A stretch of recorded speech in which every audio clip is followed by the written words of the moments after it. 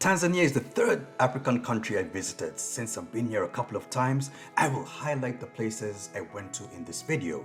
By the way, is it Tanzania or is it Tanzania? Let me know in the comments. Leave a muscle emoji for Tanzania and a fist pump for Tanzania. I do have family living in Dar es Salaam and Bukoba, therefore it's likely that I will continue visiting this beautiful country in the future.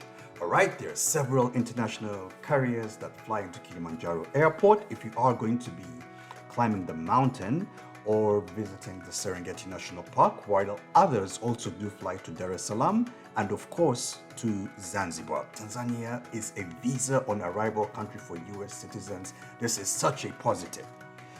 Let's start with the city of Dar es Salaam. The airport in Dar is way ahead of its neighbors Uganda and Kenya. Quick shout out to my nephew Nadiru and my niece Adila who took me around Dar es Salaam. And in our city tour, they did take me to an art and craft market that sells a lot of Tinga paints. I find these paintings hilarious and will pick a few each time I do visit the country. They also took me to eat some local food. So what are you having? I'm having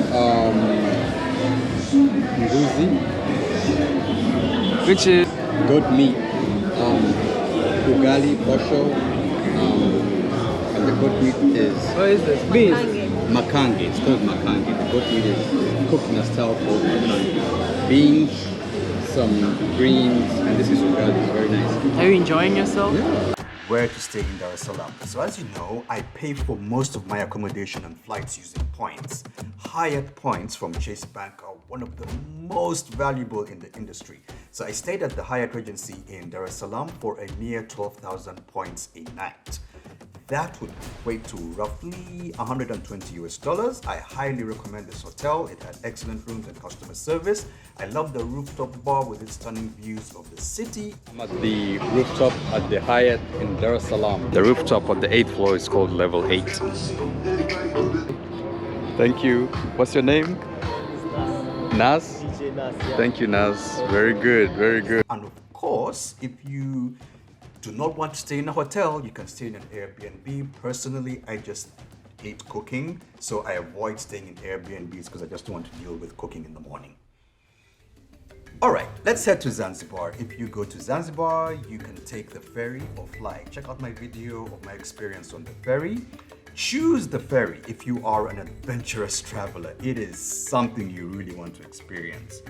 In Zanzibar, I again stayed at the Park Hyatt in Stone Town. Top notch. Check out my review of this hotel.